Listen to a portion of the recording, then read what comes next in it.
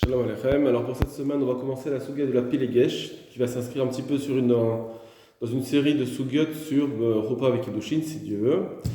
Donc Pilegesh, la concubine, est-ce que d'abord c'est moutar ou pas? Comme on l'a vu dans plusieurs endroits dans la Torah où il y avait Noavot qui avait eu des Pilakshot.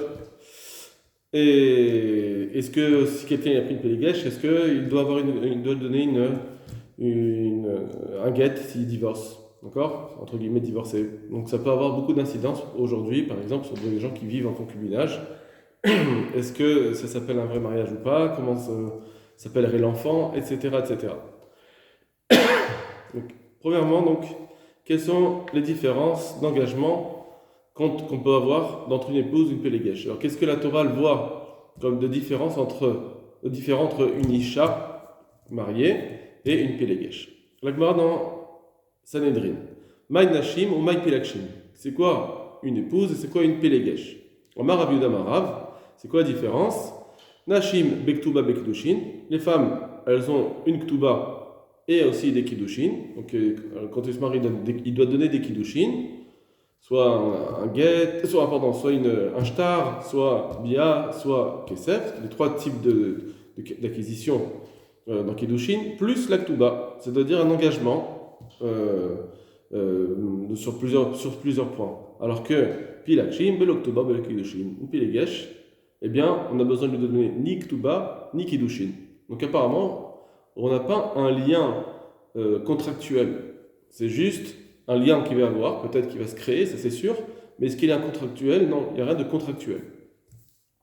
Le Yadrama, donc il y a un Rishon Kadmon, il dit la chose suivante: Va falgav des Kiddushin d'Oraita. Bien que les Kiddushin c'est Minatora. Donc on pourrait croire que c'est obligé de donner des Kiddushin. Dire-t-il comme c'est marqué Kika Hishisha, lorsqu'un homme prendra une femme, Ven Kicha Bekesef. Or on sait que Kicha se fait, donc là, de prendre quand il va l'épouser, donc c'est avec soit donner une somme d'argent, une valeur, comme une bague, etc. Ou Adjin Lishtar Olbia, ou bien de donner avec un contrat de Kiddushin, ou bien Stam de faire l'acte en soi, ça pouvait être considéré comme des Kiddushin, à part le mariage. La Kiddushin, c'est les fiançailles, on ne va pas rentrer pour l'instant dans cette distinction. Alors, et donc là, c'est Minatora, des Kulru Yalif, Lehu, Mikrae. Et ces trois types d'acquisition dans la Kiddushin, on les apprend de Psukim. Alors ça, bien que Minatora, on vient de dire qu'une Pélégesh, on n'est pas obligé de donner des Kiddushin. Alors, c'est marqué que Minatora, on est obligé de faire Kiddushin. Non, on a mis les Shavia et Shat Ish. En réalité, cette obligation, elle n'est pas c'est pas une obligation pour tout le temps. C'est quand quelqu'un, il veut la considérer comme une Eshet Ish, pour la rendre femme mariée à un homme, c'est-à-dire ce qui implique les Chayvo Bimizonotea, c'est-à-dire par exemple lui obliger à nourrir son épouse, le Osro Bekrovotea, qu'il ne pourrait pas se marier avec les proches de cette femme, ou les Osra Bikrovotav, elle sera interdite aux proches du mari, ou le Chayev Alea Mishum Eteshet Ish, ou bien de la rendre Chayav, de l'interdire de Mishum Eshet Ish, lorsque si elle va avec un autre, elle a pris, elle a de tromper son mari. Ici, ça s'appelle Eshet Ish, elle est dans la catégorie d'une femme mariée. Et etc. Toutes les autres choses qui dépendent justement de ce mariage. Tout ça, c'est pour une femme en général, quand on veut lui donner les Kiddushin. Ça veut dire que le reste, c'est-à-dire que pour la Pilegesh, il n'y a pas tout ça. Donc, apparemment, d'après ce Rishon, le Yadrama, peut-être que ça ne s'appelle pas du tout un mariage, même si on sait qu'elle va être avec lui. Ils se sont donné un accord de rester ensemble. Malgré tout, Minatora, il n'y aurait pas tout ce qu'on vient de dire sur la femme. Si par contre il veut réserver une femme sans Ktuba, c'est-à-dire vivre en concubinage, sans donner Ktuba, au Belokidoshin, Midora, Itachapir Dame, Minatora, c'était permis. D'accord? Donc, d'après la Torah, ça marche et je n'ai pas tous ces problèmes qu'on vient de dire. Les Rabbanan ou des Gazour, c'est juste que les Chachamim, ils ont fait une Xéra, qui est Shelo Yubnat Israël Efker, pour ne pas que les femmes elles soient on va dire, comment dire, efker, dans le sens où tu donnes pas assez d'importance à l'épouse et tu pas d'engagement, un jour oui, un jour non. Non, on voulait pas ça. Donc c'est pour ça que les Chachamim ils ont dit que si maintenant quelqu'un il veut être avec une femme, il faut qu'il se marie. Mais sinon, Minatora, on aurait pu vivre en concubinage.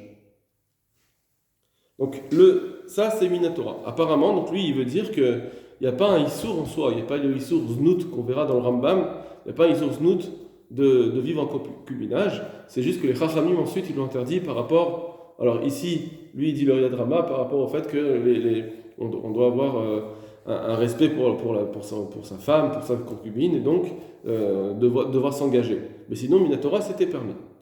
Et en tout cas ça ne fait pas un lien, même si c'était permis, ça ne créait pas un lien qui donnait toutes ces obligations qu'on a dit à propos de la femme. Ça c'est premièrement dans le Riyad Rama. Maintenant ça c'est la définition première de la Pilegesh. On voit que le Rambam déjà on a une première définition où on nous dit que Minatora, ça n'avait pas de problème pour tout le monde pouvait avoir une Pilegesh. Seulement on va voir qu'il y a une grande marloquette entre le Rambam et le Ravad maintenant. Et donc on voit ici que c'est le Yadrama aussi qui est bien d'accord. Le Rambam il va nous dire que non, la Pilegesh est complètement interdite, Minatora, ça s'appelle Znout. C'est pareil que Znout. Le Ravad il va dire que non. Et on va voir ensuite d'autres Rishonim qui vont penser, comme le Yadrama, le Ravad, qu'il y a Minatora, il n'y aurait pas d'interdit. Donc le Rambam, Kodem Matan Torah, avant le don de la Torah, Ayadam Poga Isha Bashuk, un homme aurait pu rencontrer une femme dans la rue, dans un domaine public, Imratsahu Vehi, et s'il voulait, lui et elle, Noten la Srara, il lui donnait ce qu'elle désire, ou Be'arlota, et ensuite ils avaient un acte nuptial, Al Emaderer, là où ils veulent, même dans la croisée des chemins, on va dire, et ils pouvaient partir. Alors qu'il parle ici d'une femme qui se prostitue. Minatora, avant Matan Torah, avant que le don de la Torah, c'était permis. Une femme, si elle voulait se prostituer, c'était permis. Vezo Yanikret Kedesha, c'est ce qu'on appelait à ce moment-là Kedesha. On voit que Yehuda, il est parti avec Tamar, parce qu'il pensait que c'était une Kedesha.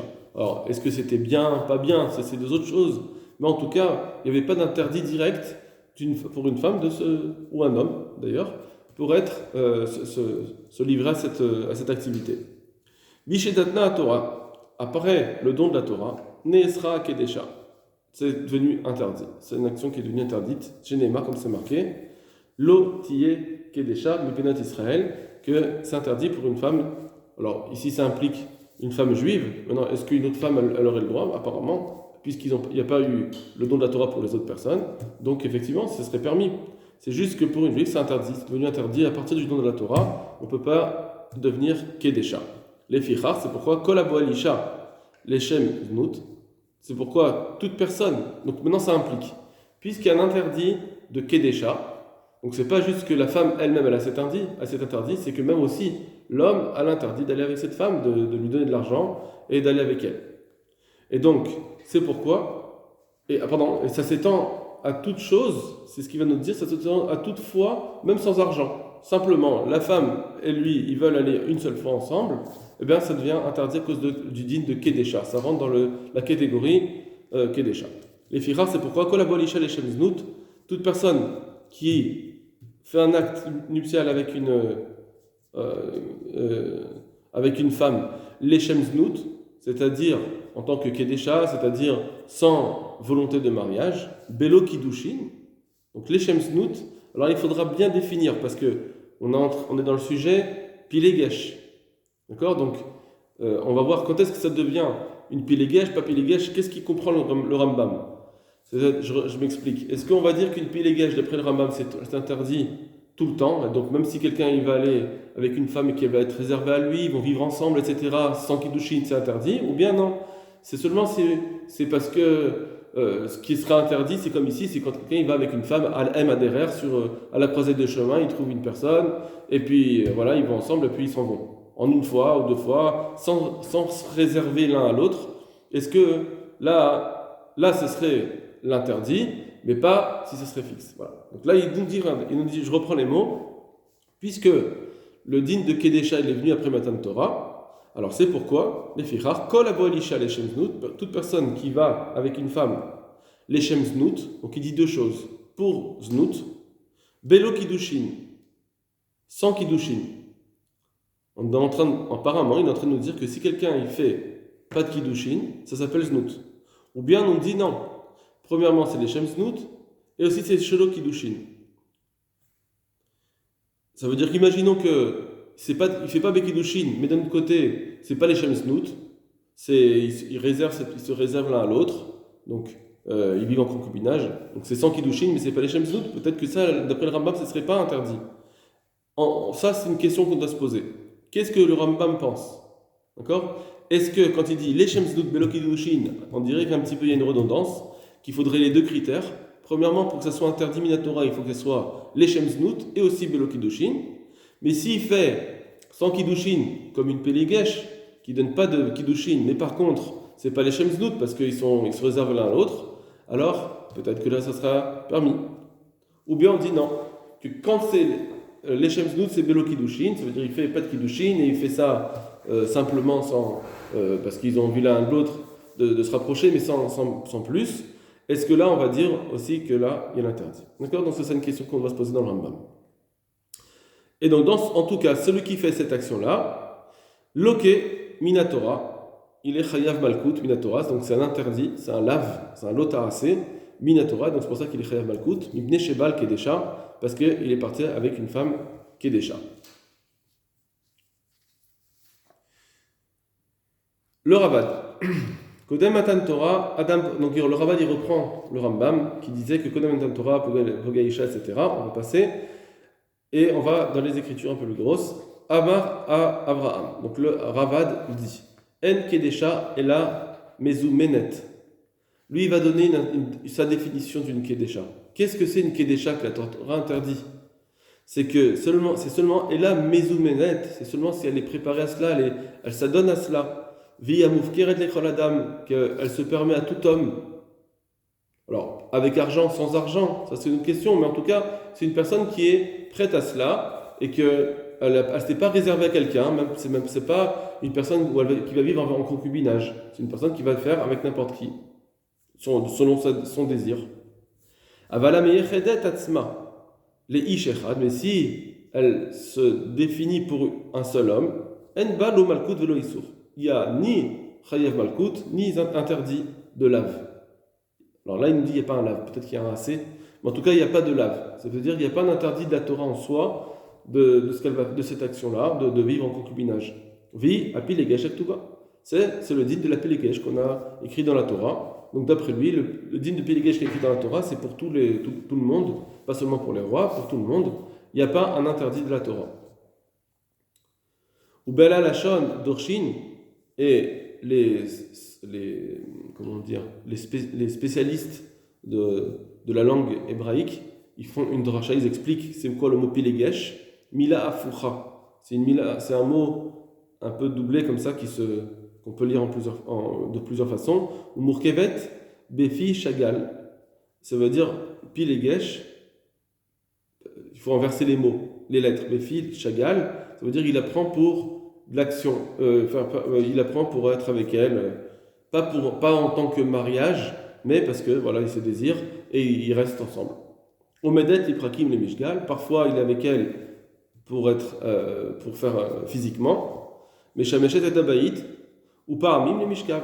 Donc soit voilà, il est avec elle avec la maison pour elle l'aide dans la maison, soit pour physiquement. Bref, mais ça, c'est pas notre intérêt pour l'instant. Veyesh Farim. Donc, en tout cas, il nous dit qu'effectivement, c'est parmi Kacha, comme Kacha, ça veut dire que c'est une personne qui est réservée à lui.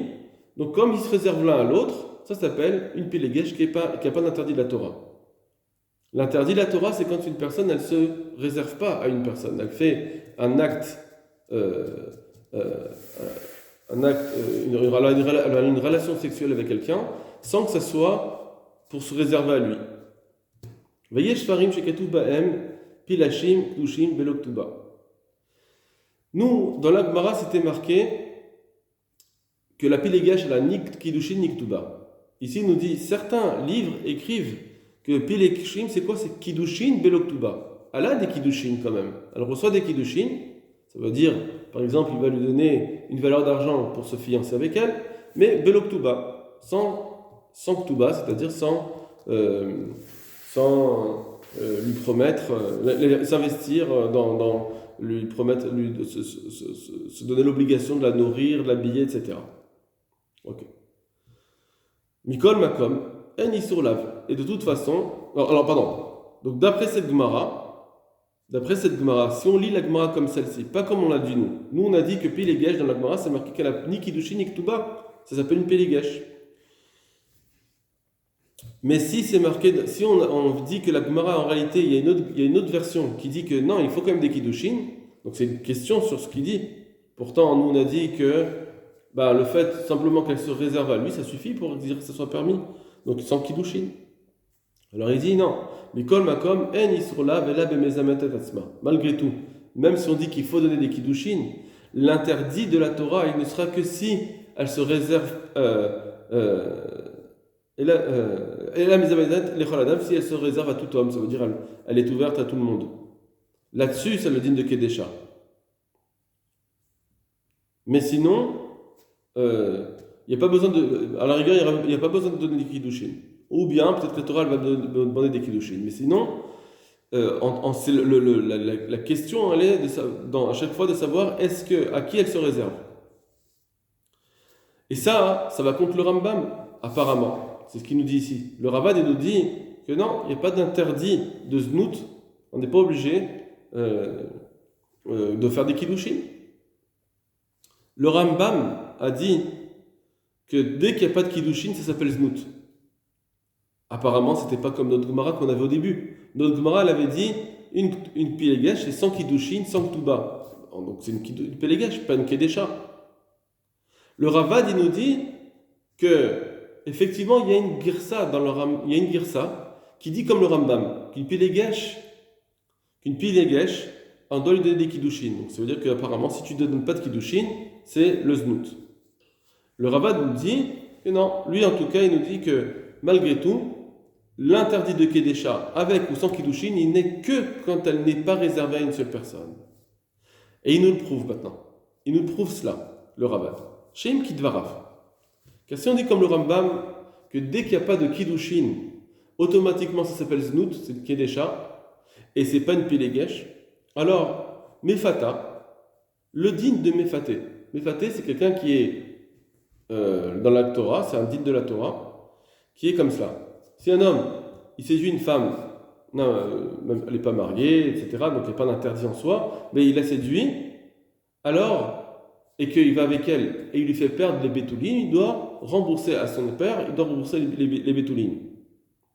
Alors maintenant, on dit comme ça, Er Meshalem Aléa, Mammon, comment ça se fait qu'il doit payer Va Lolo qui Aléa, pourtant, d'après le Rambam, il est Chayav Malkout.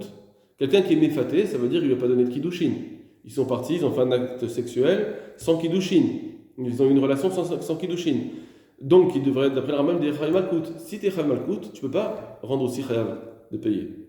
Pourquoi ? Il y a une règle dans la Torah qui dit que quelqu'un qui a un Chayav de Malkout, etc., alors automatiquement, ça le rend pas tour de payer. On n'a pas deux sentences. La sentence la plus grave, c'est celle qu'il va prendre, et donc ça le rend pas tour de la sentence la moins grave. Et donc, si on le rend Chayav Malkout, il ne devrait pas payer. Comment ça se fait que Mefata, il paye ? Donc forcément, ça voudrait dire que, et là, Vadaï, c'est sûr, Mishéosricha l'épitouille, et Nakedesha.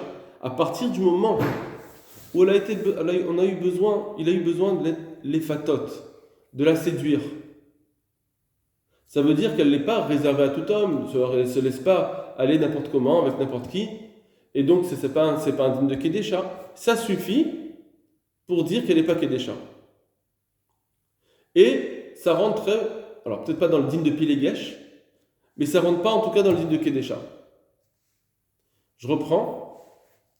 Si quelqu'un, il est méfaté, donc il séduit une personne, une femme, sans lui donner des kiddushin ni rien, maintenant, c'est pas forcément qu'ils vont être réservés l'un à l'autre, qu'ils vont vivre en concubinage, donc on n'est peut-être pas dans le niveau de Pélégesh. Mais malgré tout, on voit qu'il doit lui donner une somme d'argent à son père. Pourquoi ? arrêt normalement, si on dit comme le Rambam que dès que c'est pas des kiddushin, automatiquement c'est un din de znout et donc c'est lave, et donc c'est Chal Malkout, donc je devrais être pas tour de lui donner, il devrait être pas tour de payer. Puisqu'on voit qu'il est chayav de payer, ça veut dire qu'elle n'a pas de lave. À partir du moment où elle a eu besoin d'être séduite, ça veut dire que c'est pas, elle se laisse pas aller à n'importe qui, et donc elle n'est pas une kedesha. Une kedesha, donc une prostituée, etc., elle n'a pas besoin d'être séduite. Bon, alors voilà, on va lui proposer une somme d'argent, etc., mais elle n'a pas besoin d'être séduite. Voilà, elle est ouverte à n'importe quel homme qui saura lui donner de l'argent. Mais sinon, elle n'a pas besoin d'être séduite. À partir du moment où elle a besoin d'être séduite, c'est plus une kedesha. D'après le Ravad, il n'y a pas le Issur Torah. Voilà pour cette première vision de la Marloquette. Et Bezrat Hashem, on va développer. Donc il faut bien retravailler ce Rambam et ce Ravad, comment ils ont compris, et les doutes qu'on peut avoir dans la lecture et du Rambam et du Ravad. Qu'est-ce qui s'appelle Mefaté, qu'est-ce qui s'appelle Kedesha, combien il faut pour qu'elle devienne une zona, une Kedesha. Zona et Kedesha, c'est le même din. Qu'est-ce que c'est une zona et Kedesha? Voilà, Kol Tov Lachem.